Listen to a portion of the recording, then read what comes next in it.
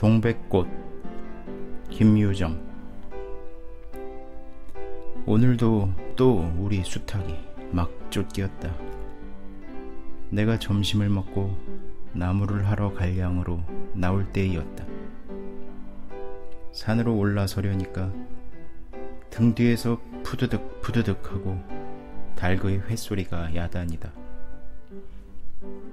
깜짝 놀라서 고개를 돌려보니 아니나 다르랴 두 놈이 또 얼리었다. 점순네 수탉이 덩저리 작은 우리 수탉을 함부로 해내는 것이다.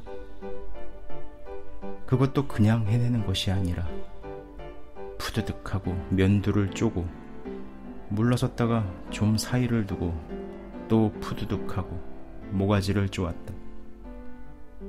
이렇게 멋을 부려가며 여지없이 닦아놓는다. 그러면 이 못생긴 것은 쪼일 적마다 주둥이로 땅을 받으며 그 비명이 킥킥 할 뿐이다.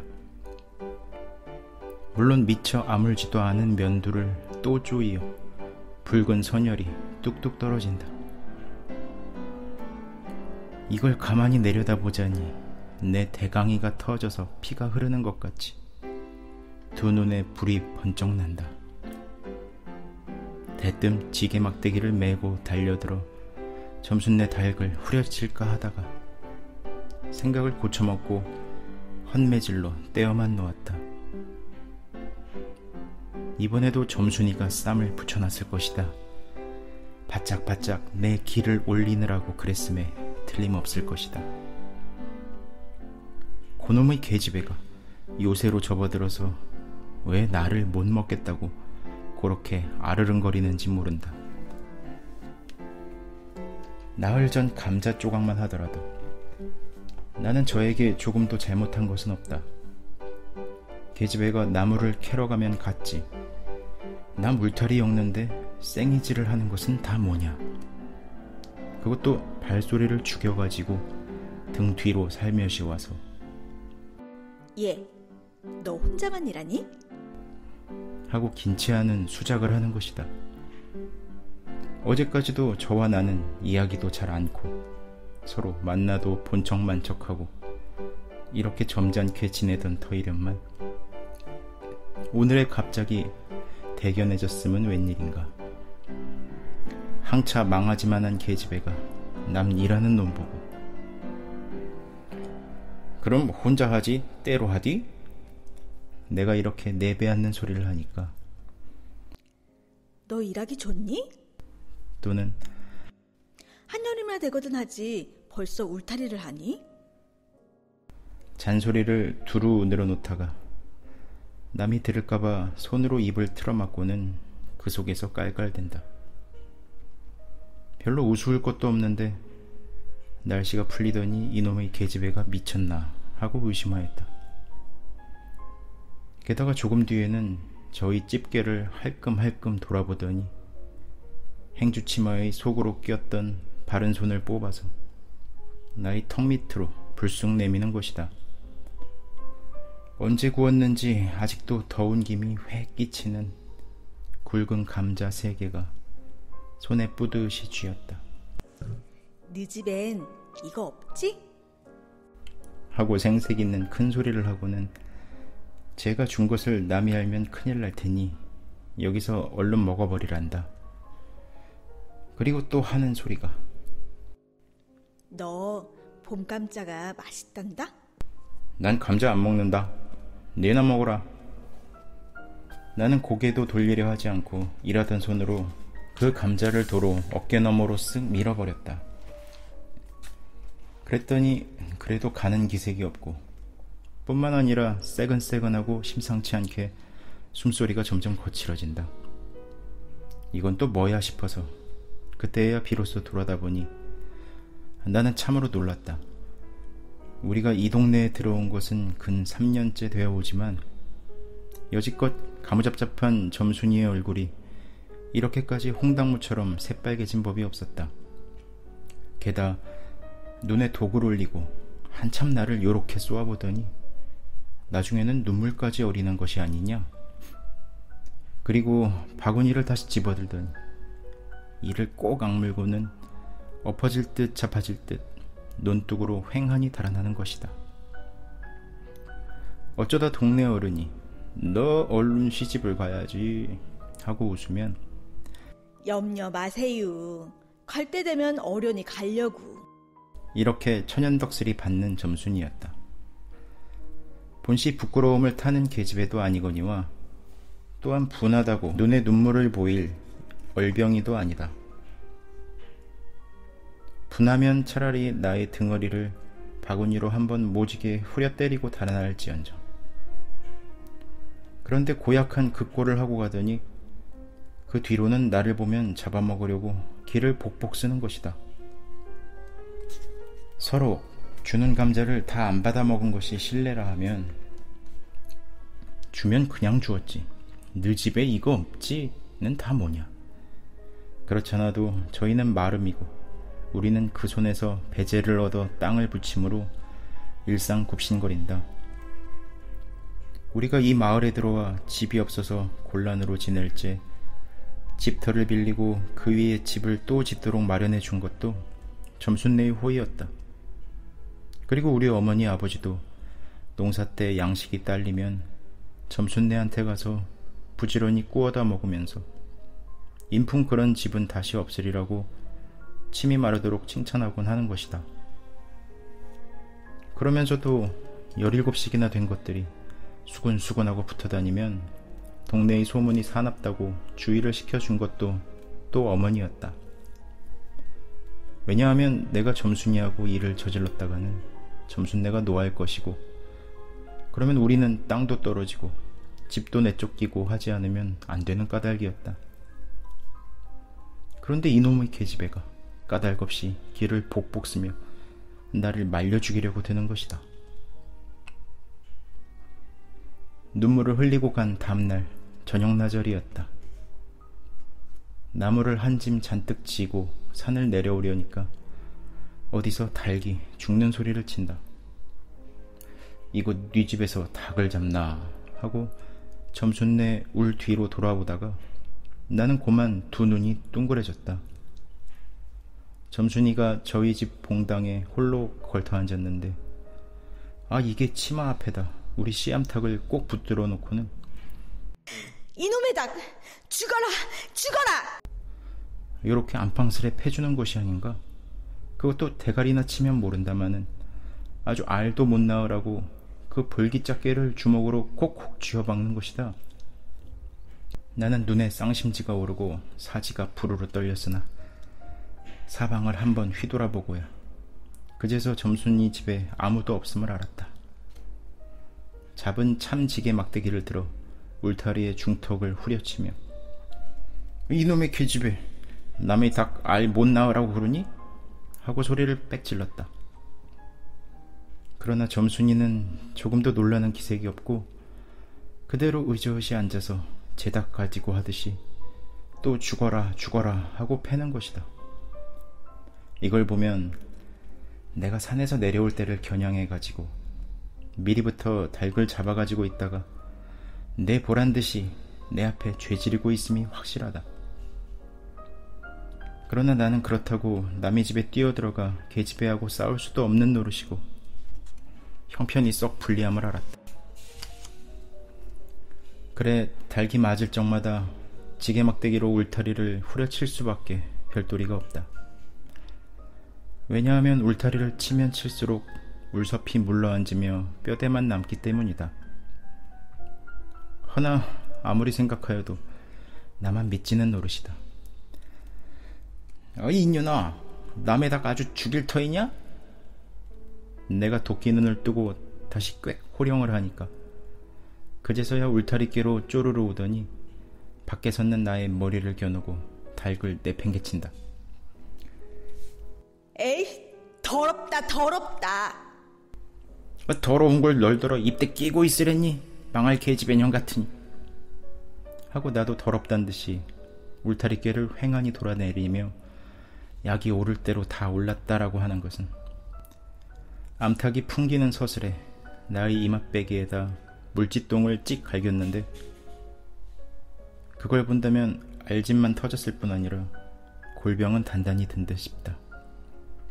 그리고 나의 등 뒤를 향하여 나에게만 들릴 듯 말 듯한 음성으로 이 바보 녀석아. 얘, 너 베넷병신이지? 그만둬 좋으련만. 얘, 너 네 아버지가 고자라지? 뭐? 울 아버지가 그래 고자야? 할 양으로 열병거지가 나서 고개를 획 돌려 바라봤더니 그때까지 울타리 위로 나와 있어야 할 점순네의 대가리가 어디 갔는지 보이지가 않는다. 그러나 돌아서서 오자면 아까의 한 욕을 울 밖으로 또 퍼붓는 것이다. 욕을 이토록 먹어가면서도 대거리 한마디 못하는 걸 생각하니 돌부리에 채어 발톱 밑이 터지는 것도 모를 만치 분하고 급기야는 두 눈에 눈물까지 불끈 내솟는다. 그러나 점순이의 치매는 이것뿐이 아니다. 사람들이 없으면 틈틈이 제 집 수탉을 몰고 와서 우리 수탉과 쌈을 붙여 놓는다. 제 집 수탉은 썩 험상궂게 생기고 쌈이라면 회를 치는 고로 을에 이길 것을 알기 때문이다. 그래서 툭하면 우리 수탉의 면두며 눈깔이 피로 흐드르하게 되도록 해놓는다. 어떤 때에는 우리 수탉이 나오지를 않으니까 요놈의 계집애가 모이를 쥐고 와서 꿰어내다가 쌈을 붙인다. 이렇게 되면 나도 다른 배차를 차리지 않을 수 없었다. 하루는 우리 수탉을 붙들어 가지고 넌지시 장독깨로 갔다. 쌈닭에게 고추장을 먹이면 병든 황소가 살모사를 먹고 용을 쓰는 것처럼 기운이 뻗친다 한다. 장독에서 고추장 한 접시를 떠서 닭 주둥아리 깨로 들이밀고 먹여보았다. 닭도 고추장의 맛을 들였는지 거슬리지 않고 거진 반 접시 턱이나 곧잘 먹는다. 그리고 먹고 금시는 용을 못 쓸 터이므로 얼마쯤 기운이 돌도록 회 속에다 가두어 두었다. 밭에 두엄을 두어 짐 져내고 나서 쉴 참에 그 닭을 안고 밖으로 나왔다. 마침 밖에는 아무도 없고 점순이만 저희 울 안에서 헌옷을 뜯는지 혹은 솜을 타는지 웅크리고 앉아서 일을 할 뿐이다.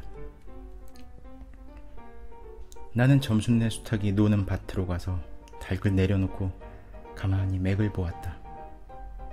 두 닭은 여전히 얼리어 쌈을 하는데 처음에는 아무 보람이 없었다. 멋지게 쪼는 바람에 우리 닭은 또 피를 흘리고 그러면서도 날개죽지만 푸드득 푸드득 하고 올라뛰고 뛰고 할 뿐으로 제법 한 번 쪼아보지도 못한다. 그러나 한 번은 어쩐 일인지 용을 쓰고 펄쩍 뛰더니 발톱으로 눈을 하비고 내려오며 면두를 쪼았다. 큰 닭도 여기에는 놀랐는지 뒤로 멈시라며 물러난다. 이 기회를 타서 작은 우리 수탉이 또 날쌔게 덤벼들어 다시 면두를 쪼니 그제서는 감대사 나온 그 대강이에서도 피가 흐르지 않을 수 없었다. 옳다, 알았다. 고추장만 먹이면 되는구나 하고 나는 속으로 아주 쟁그러워 죽겠다. 그때에는 뜻밖의 내가 닭쌈을 붙여넣는데 놀라서 울 밖으로 내다보고 섰던 점순이도 입맛이 쓴지 눈살을 찌푸렸다.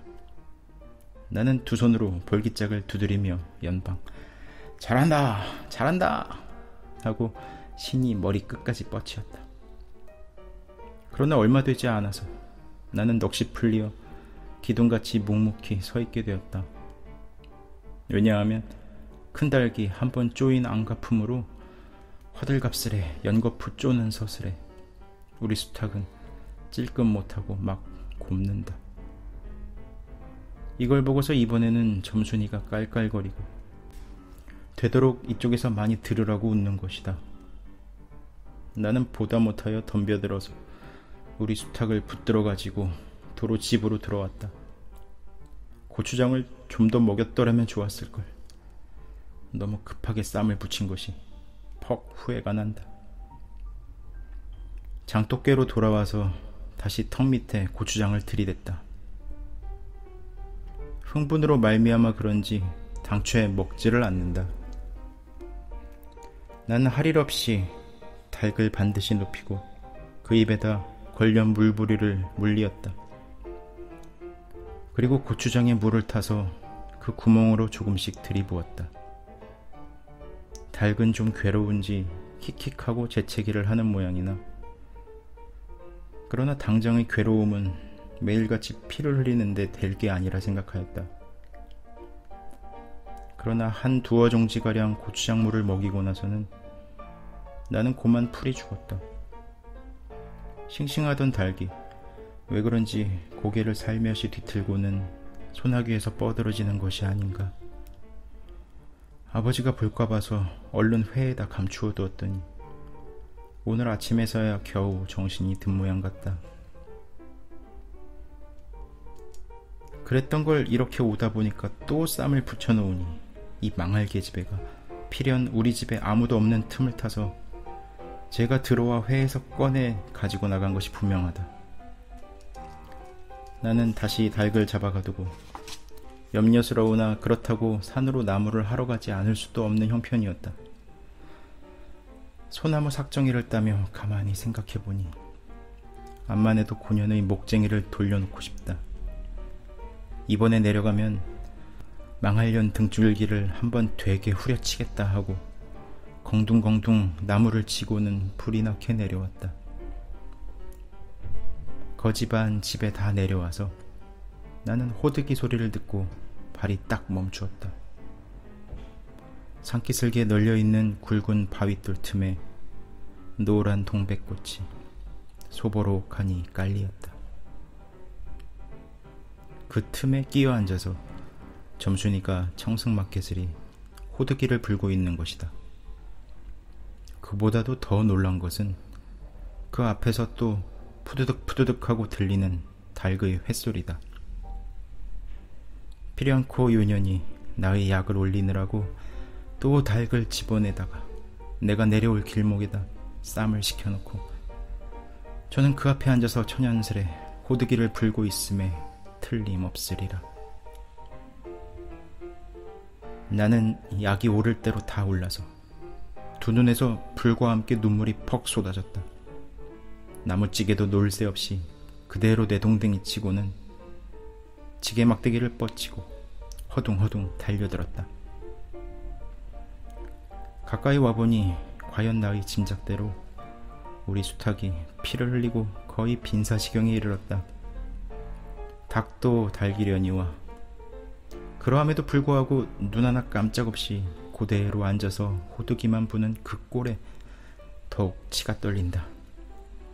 동네에서도 소문이 났거니와 나도 한때는 걱실걱실히 일 잘하고 얼굴 예쁜 계집애인 줄 알았더니 시방 보니까 그 눈깔이 꼭 여우새끼 같다. 나는 대뜸 달겨들어서 나도 모르는 사이에 큰 수탉을 단매로 때려 엎었다. 닭은 푹 엎어진 채 다리 하나 꼼짝 못하고 그대로 죽어버렸다. 그리고 나는 멍하니 섰다가 점순이가 매섭게 눈을 흡뜨고 닥치는 바람에 뒤로 벌렁 나자빠졌다. 이놈아, 너 왜 남의 닭을 때려 죽이니? 그럼 어때? 하고 일어나다가 뭐? 이 자식아, 누집 짝인데? 하고 복장을 떼미는 바람에 다시 벌렁 자빠졌다. 그러고 나서 가만히 생각하니 분하기도 하고 무한도스럽고 또 한편 일을 저질렀으니 인젠 땅이 떨어지고 집도 내쫓기고 해야 될는지 모른다. 나는 비슬비슬 일어나며 소매자락으로 눈을 가리고는 얼김에 엉 하고 울음을 놓았다. 그러나 점순이가 앞으로 다가와서 그럼 너 이다음부턴 안 그럴 테냐? 하고 물을 때에야 비로소 살 길을 찾은 듯 싶었다. 나는 눈물을 우선 씻고 뭘 안 그러는지 명색도 모르건만 그래 하고 무턱대고 대답하였다. 요담부터 또 그래봐라. 내 자꾸 못살게 굴 테니. 그래 인제는 안 그럴 테야. 닭 죽은 건 염려 마라. 내 안 잃을 테니. 그리고 멋에 떠다 밀렸는지 나의 어깨를 짚은 채 그대로 퍽 쓰러진다. 그 바람에 나의 몸뚱이도 겹쳐서 쓰러지며 한창 피어 퍼들어진 노란 동백꽃 속으로 폭 파묻혀버렸다. 알싸한 그리고 향긋한 그 냄새에 나는 땅이 꺼지는 듯이 온 정신이 고만 아찔하였다. 너 말 봐라. 그래, 조금 있더니 요 아래서 점순아! 점순아! 이년이 바느질을 하다 말고 어딜 갔어? 하고 어딜 갔다 온 듯 싶은 그 어머니가 역정이 대단히 났다. 점순이가 겁을 잔뜩 집어먹고 꽃밑을 살금살금 기어서 산 아래로 내려간 다음 나는 바위를 끼고 엉금엉금 기어서 산 위로 치 빼지 않을 수 없었다.